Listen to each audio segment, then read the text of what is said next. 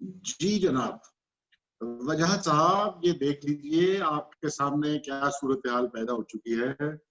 16 اکتوبر سر پہ آ گئی ہے، جلسہ ہونے جا رہا ہے اور ایک غلغلہ برپا ہے، یعنی حکومت کی طرف سے بھی اور اپوزیشن کی طرف سے بھی لگ بھگ برابر کا ایک شور مچا ہوا ہے کہ ہم کر کے رہیں گے، اور دوسری طرف سے حکومت کہہ رہی ہے کہ کر بھی سکتے ہیں، نہیں بھی ہو سکتا، ہو بھی جائے گا، ہم نے تو زیادہ کچھ روکنے کی تیاری نہیں کر رکھی۔ بینر اتارے بھی جا رہے ہیں اور اریسٹ بھی کچھ ہو رہے ہیں۔ کنٹینرز تو میں رائیویل روڈ پر ہوں، اس وقت میرے پاس کنٹینرز لگے ہوئے ہیں اور یہ سب چیزیں بھی جاری ہیں۔ یہ کیا شکل ہے؟ جلسہ ہو پائے گا نہیں ہو پائے گا؟ کیا لگ رہا ہے آپ کو فی الحال؟ دیکھیے، اگر تو جلسہ ہونا آپ ایک محاورے کی صورت میں کہہ رہے ہیں نا ہمات، تو پھر جلسہ نہ صرف یہ کہ ہوگا بلکہ شروع ہو چکا ہے، بلکہ ختم بھی ہو چکا ہے، کیونکہ جو اس سے نتیجہ نکلنا تھا وہ حکومت نے خود سے وہ نتیجہ نکال دیا ہے۔ دیکھیے، یہ سیاست ہے، اس کو اگر ایڈمنسٹریشن یا ایڈمنسٹریٹو جو ہتھ کنڈے ہوتے ہیں یا طور طریقے ہوتے ہیں ان سے حل کیا جا سکتا ہے، تو یہ نہ ہمارا ملک آزاد ہوا ہوتا اور نہ ہم 73 برس کے بعد اس دوبارہ سے ایک ڈیفائننگ موڈ پہ نہیں ہوتے۔ چیزیں بہت فلوئڈ ہیں، لیکن میں کچھ چیزوں کے بارے میں کافی واضح ہوں۔ میرا یہ کہنا ہے کہ حکومت جو ہے اس کی سیاسی بنیادیں کمزور ہیں، بیوروکریسی جو ہے وہ اگر ہاسٹائل نہیں ہے، اینٹاگونسٹک نہیں ہے، مخاصمات میں یا مخالفت میں نہیں ہے، تب بھی ایٹ لیسٹ جو ہے وہ بے رنگ ضرور ہے، کیونکہ اس کو پیشن نہیں ہے انتظامیہ میں حکومت کی مدد۔ یہ اوور دی پاسٹ 2 years جس طریقے سے چیزیں لے کے چلی گئی ہیں اس کے نتیجے میں یہ ہونا تھا۔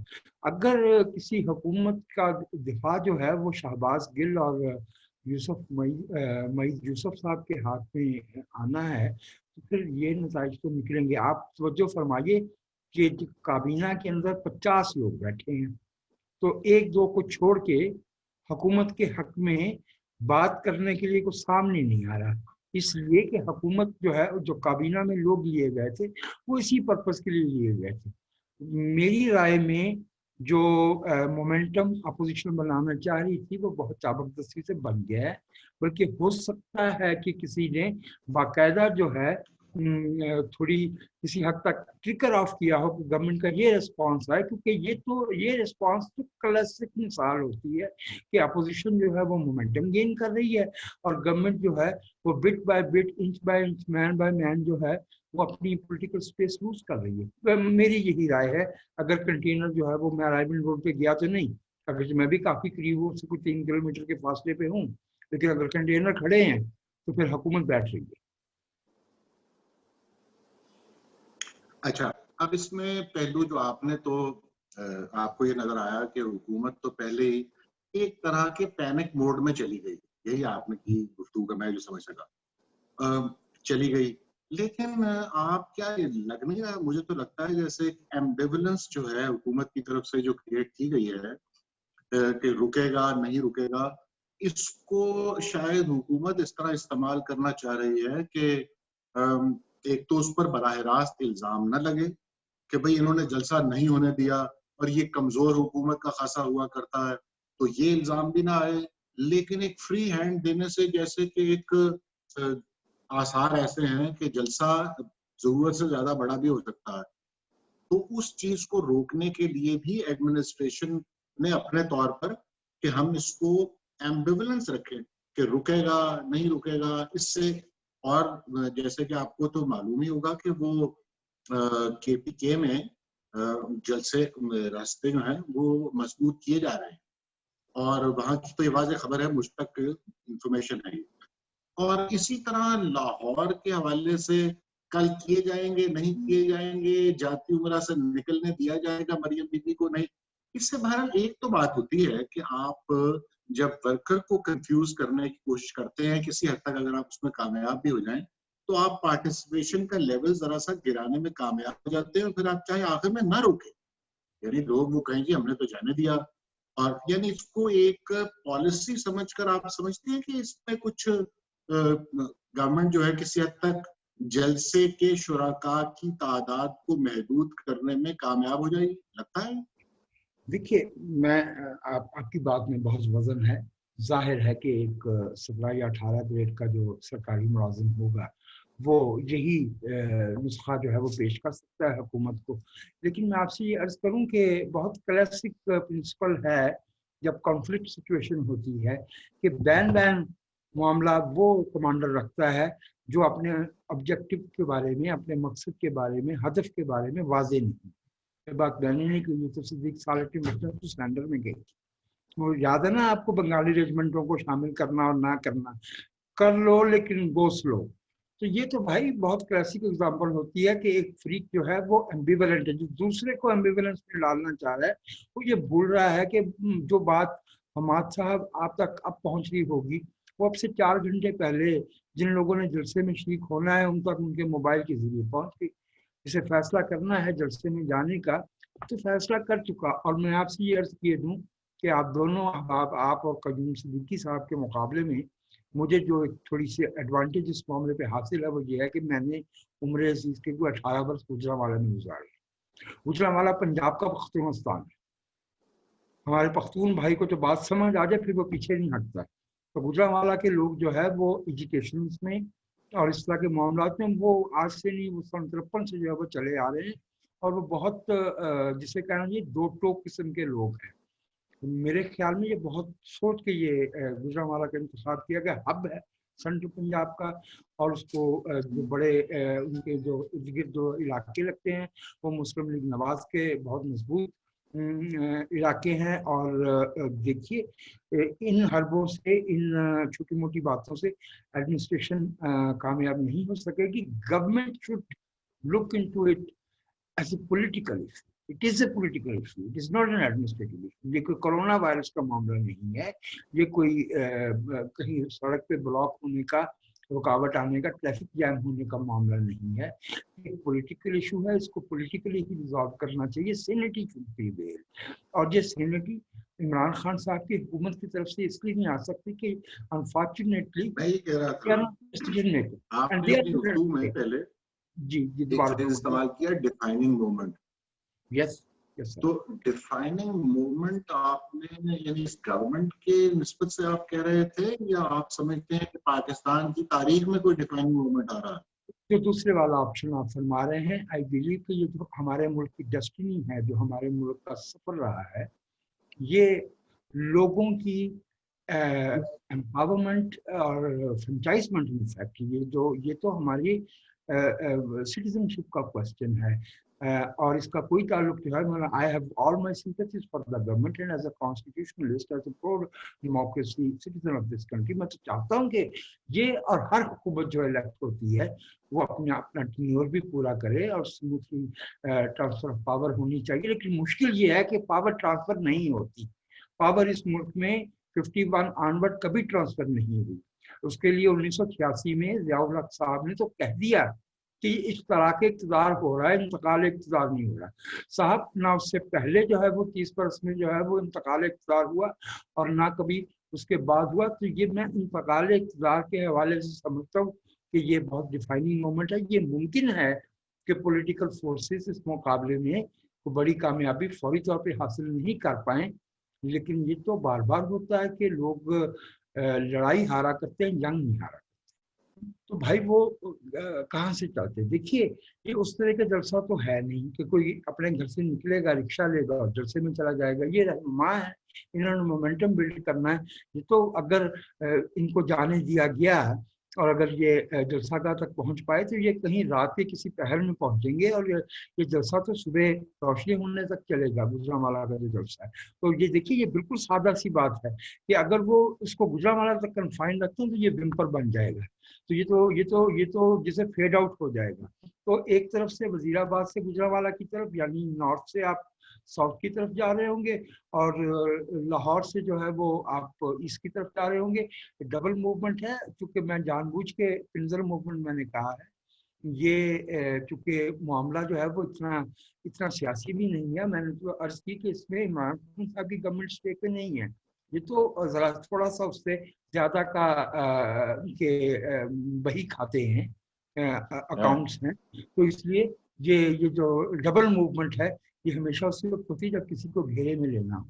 देखते हैं इसमें अब क्या क्या होगा, क्योंकि हम इवेंट बाय इवेंट तो एनालाइज नहीं कर सकते, क्योंकि इवेंट तो दिनों के वक्त पे अनफोल्ड होगा, लेकिन जो ब्रॉडर मूवमेंट है वो प्रिडिक्ट की जा सकती है। तीसरी कुव्वत तो ऑलरेडी मौजूद है। ये एक दफे फिर से आपने बहुत सी तहरीकों का नाम लिया, भुट्टो साहब वाली तहरीक भी शामिल कर लीजिए 60s वाली, उसमें मैं आपसे अर्ज करूं कि ये कम हुआ है। ये हम फरवरी 81 में बैठे हैं जब MRD बनी थी। वो आपको याद होगा वो तहरीक नाकाम हुई थी, उसे बहुत बुरी तरह से कुछ नहीं लिया गया था, और at the end of the day 8 बरस के बाद जब बिलाखिर मुल्क का मंजर तब्दील हुआ तो वो MRD की मूवमेंट के नतीजे में नहीं हुआ था, वो कुछ और अवामिल बुरुएकार आए थे उसमें।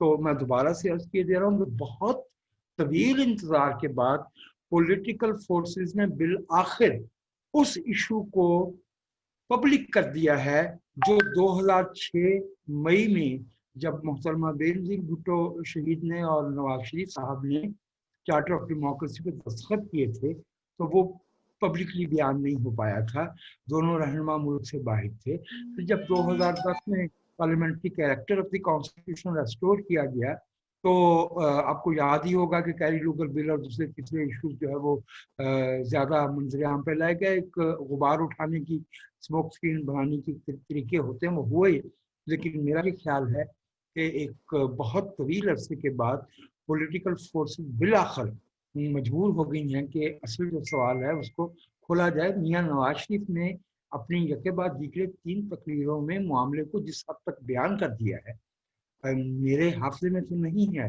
कि पाकिस्तान में सियासी क़यादत ने इस तरह से चीज़ों को खोल के बयान किया हो इससे पहले। मैं उनको पर्सनली सपोर्ट नहीं कर रहा, उनकी जमात को, मेरा काम भी नहीं है ये एक सहाफ़ी के तौर पे, लेकिन मेरा ये ख्याल है कि ये पाकिस्तान के शहरियों की बिहाफ पे एक ऐसी बात की गई जिससे, अगर इसमें एक बहुत अहम बात यह है कि अगर आप ये सियासी जमात खास तौर पर जिसकी नुमाइंदगी या जिसकी क़यादत नवाज शरीफ साहब करते हैं, अगर वो स्टेप बैक करते हैं तो it will be counter productive for them. वो उससे वो डिजास्टर। सो वो ये स्टेप जब ले लिया गया था, रूबिकन हैज बीन क्रॉस्ड। एश्योरेंस हो सकती है क्योंकि कुछ मामलात इस तरह के भी हो रहे हैं जो मुमकिन नहीं कि अनलेस के कोई इनसाइडर्स जॉब जिसे कहते हैं वो कहीं कुछ मेरे से बेहतर आप समझ रहे होंगे, जान रहे होंगे, क्योंकि आप इस्लामाबाद में बैठे हैं तो आप बहुत से जो है वो बॉडी लैंग्वेज भी देख रहे होते हैं, और वो ये मुमकिन नहीं है कि आसमा शिराजी साहबा को मरीम नवाज साहबा का इंटरव्यू जो है वो दिखा दिया गया टीवी पे। मियाँ साहब की 3 तकरीरें हो गई, उसके बाद जो है वो कहा गया कि अब रोक दिया जाए, तो जो होना था वो तो हो चुका था। ये इसमें ठीक है कुछ सियासी जमातें शरीक हुई हैं, कुछ अभी भी कुछ दुबदा में मालूम हो रही हैं, लेकिन इन सियासी जमातों का इस तरह से कॉन्फिडेंस में आना, और विद इन 10 सितंबर से 20 सितंबर तक के 10 दिन में ये हो गया।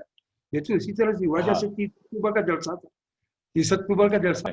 देखिए एक कॉन्फिडेंस जो नजर आ रहा है और मुख्तलिफ समतों से नजर आ रहा है, मौलाना साहब की तरफ से तो बहुत पहले से नजर आ रहा था, तो वो तो वक्फा डाल के बैठे हुए थे कि अब ये बाकी लोग भी जरा कॉन्फिडेंस हासिल कर लें तो फिर हम कदम से कदम मिलाकर चलते हैं।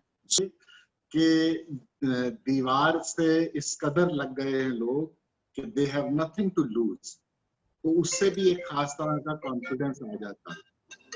ये तो है जो सामने नजर आने वाली बात है, और इस पर हमें कोई ना चिड़िया दरकार है ना कोई और परिंदा कि हमें ये इत्तला पहुंचे। अच्छा, दूसरी जो लोग कुछ इशारा कर रहे हैं दोस्त कि ये बगैर किसी अश्योरेंस के या बगैर किसी प्रोडिंग के या किसी गारंटी के बगैर ये इस तरह कॉन्फिडेंस में कभी पहले ये कर रहा था कि ये जो कॉन्फिडेंस है ये दोनों जो भी इसकी वजह रही हो, यानी पसे पर्दा कुछ अवामिल इसमें शामिल हों और एक हौसला खास तरह का दिया गया हो कि कदम तो बढ़ाओ, और या जो कि ज्यादा मुझे सामने की बात नजर आती है, और मैं क्योंकि साजिशी थ्योरीज का आदमी नहीं हूँ, तो سامنے کی بات نظر یہ آتی ہے کہ آپ نے، اور جب آپ کے پاس کھونے کے لیے کچھ رہے ہی نہ تو ایک خاص طرح کا کانفیڈنس تو بلی میں بھی آ جاتا ہے، اور یہ تو پھر پولیٹیکل لیڈرز ہیں. اور میرا خیال ہے یہ ایک تو واضح جو بات نظر آ رہی ہے. دوسری یہ ہے کہ ملک کے حالات بھی اس نہج پر آ گئے ہیں جس سے حکومت کے مخالفین ایک خاص طرح کا کانفیڈنس محسوس کر رہے ہیں. انہیں لگ رہا ہے کہ یہ حکومت اپنی گورننس کے اعتبار سے اور اپنی پالیسیز کے اعتبار سے، اور بالخصوص جیسے کہ ہم پہلے بات بھی کر رہے تھے، یہ جو مہنگائی والا معاملہ ہے نا، اس نے تو نرخرا پکڑ لیا عوام کا. اور چاہے کسی کا مقصد درپردہ کچھ اور ہی کیوں نہ ہو، یعنی سیاستدانوں کا، لیکن بہرحال عوام کا جو معاملہ ہے نا، وہ پسے ہوئے ہیں لوگ، اور گلی گلی میں ایک خاص طرح کی تکلیف کا عالم ہے. یعنی ہمیں تو معلوم بھی نہیں، مطلب ایک خاص طبقے کو تو معلوم بھی نہیں ہوگا کہ چینی 150 روپے کی مل رہی ہے، لیکن جن لوگوں کو اس کا برنٹ سہنا پڑ رہا ہے، جن لوگوں کو ہر روز کی بنیاد پر اس سے کشتی کرنا پڑتی ہے یہ پیسے پیدا کرنے کے لیے، اس کی وجہ سے ایک خاص طرح کا ماحول بنا ہوا ہے پاکستان میں، گلی گلی میں بنا ہوا. تو یہ اپوزیشن کا کانفیڈنس جو ہے اس کا سب سے بڑا ایسٹ میں سمجھتا ہوں اپوزیشن کا یہ مہنگائی ہے، اور یہ پیس دینے والی مہنگائی ہے. یہ وہ مہنگائی نہیں ہے جس کا تذکرہ پہلے ہم گفتگو میں کر رہے تھے نا، 50 سے پہلے تو مہنگائی تو ہر دور میں ہوتی ہے، یا پچھلے زمانے کی نسبت ڈالر کا ریٹ بڑھتا ہی ہے تھوڑا بہت، یا چیزیں مہنگی ہوتی ہی ہیں. وہ جالب کی ہے نا مشہور نظم کے قائد 30 روپے من آٹا ہے، دیس میں تیرے 30 روپے من آٹا ہے، تو کبھی 30 روپے من آٹا بھی ہوا کرتا تھا. اس کے اوپر بھی نظمیں لکھی جاتی تھی، لیکن وہ وقت کے ساتھ ساتھ چیزیں قیمتیں بڑھتی ہیں. یہ دیکھیے ایکسٹرنل فیکٹرز تو ایک ایسے ملک کے لیے ہمیشہ موجود رہیں گے نا جس کا پورا مدار ہی جو ہے وہ ایکسٹرنل سپورٹ پہ، قرضے پہ اور امداد پہ ہو. دنیا ساری جو ہے وہ کورونا کی ویکسین ڈھونڈ رہی تھی، اور ہمارا وزیر اعظم مدد مانگ رہا تھا، قرضہ مانگ رہا تھا. دنیا میں ابھی کہیں یہ چیخو پار نہیں ہوئی تھی جب ہمارے وزیر اعظم نے یہ قصہ شروع کیا. تو میرے بھائی وہ تو اس طرح کی بات تو رہتی ہے، لیکن میرا یہ خیال ہے کہ جو اس میں زیادہ فیکٹر ہے وہ یہ ہے کہ ہمارا جو قومی بحران ہے، جس کی طرف بجا طور پہ بھائی حماد نے کہا کہ ہاں بھائی یہ کچھ خاص لوگوں کا ایشو ہوتا ہے. بھائی انہی لوگوں نے معاملات کو وہاں تک بوائل ڈاؤن کر کے دیکھنا ہوتا ہے نا جہاں بیر اسکیلیٹن نظر آ رہا ہو بحران کا. تو یہ بحران اصل میں یہ ہے کہ پاکستان میں جس طرح سے ہم یا ہمارے جو بالادست لوگ تھے جس طرح سے چیزیں چلانے کی کوشش کر رہے تھے، اس میں بیک وقت جو ہے وہ معیشت، قانون اور سیاست تینوں کے بخیے ادھر گئے. یہ بجا فرما رہے ہیں حماد صاحب کہ ایک عام آدمی تو اس کو ظاہر ہے اس مہنگائی کی صورت میں دکھے گا نا، جو اس کی جیب میں اور شاید ضرورت کی قیمتوں میں فرق جو پایا جاتا ہے اس کی بات سمجھ آتی ہے. لیکن جو لوگ اس ملک کی اکانومی کے بارے میں سوچتے ہیں انہیں معلوم ہے کہ جو بحران قرضوں کا 1980 میں شروع ہوا تھا، جب ہم نے پہلی دفعہ قرضوں کی واپسی گریس پیریڈ کے بعد سیٹوں سینٹوں والے قرضوں کی واپسی شروع کی، وہ اب اس سطح پہ آ گیا جہاں سود دینے کے لیے بھی ہمیں قرضہ لینا پڑ رہا ہے.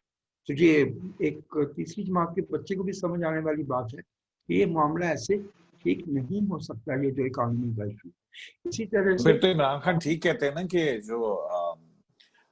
جو مائنز بچھائی ہیں یہ پچھلی گورنمنٹ نے بچھائی ہیں نا. جی وہ ان کو معلوم نہیں ہے کہ وہ پچھلی گورنمنٹ کہتے کسے ہیں، کیونکہ اگر عمران خان صاحب سے ہمیں یہ توقع ہوتی کہ وہ ہماری اردو شعر کی روایت بھی جانتے ہیں تو ہم انہیں احمد مشتاق سناتے. وہ پچھلے موسموں کی بات کیا کرتے تھے. یہ پچھلے موسم صرف 2008 سے 2018 تک کے نہیں ہیں، 2008 سے پیچھے بھی 61 برس تھے. تو یہ جو بارودی سرنگ ہے، خان صاحب تو کرکٹ کھیل رہے تھے نا اس وقت. تو خان صاحب کی یہ باتیں اس لیے علم میں نہیں ہے کہ خان صاحب نے جب سیاسی جماعت بنائی ہے 96 میں، if I'm not wrong تو ستمبر سے شاید، تو اس سے ایک برس پہلے تک یہ سیاست کو گالی دے رہے تھے، اور آج تک سیاست کو گالی ہی دیتے کیونکہ ان کے خیال میں سیاست ایک بری چیز ہے. البتہ ان کی اپنی ذات مبارکہ کو استثناء حاصل ہے وہ ایک ظاہر ہے کہ ایک انویزیبل گائیڈنس کی روشنی میں وہ چلتے ہیں. لیکن خان صاحب آج بھی سیاستدان اور سیاست کے بارے میں جس لہجے میں بات کرتے ہیں اس سے معلوم ہو جاتا ہے کہ ان کا جو بنیادی نیریٹو ہے وہ اینٹائی پالیٹکس ہے. میں نے وہ پچھلے 10 سال یا ٹرمپ یا مودی کی بات نہیں کر رہا. وہ 94 میں بھی یہ کہہ رہے تھے کہ لعنت ہو مجھ پہ اگر میں سیاست میں آؤں. یہ جو سیاستدان ہوتے ہیں یہ برے لوگ ہوتے ہیں. 1987 میں انہیں کابینہ میں ضیاء الحق نے انوائٹ کیا, انہوں نے خاص ادائے بے نیازی سے اس کو مسترد کیا. وہ تو 95 میں آپ کو یاد ہوگا ایدھی صاحب والا معاملہ ہوا, تو آپ جانتے ہیں کہ میں یہ عرض کر رہا ہوں یہ اس کا کوئی تعلق جو ہے وہ سے نہیں ہے.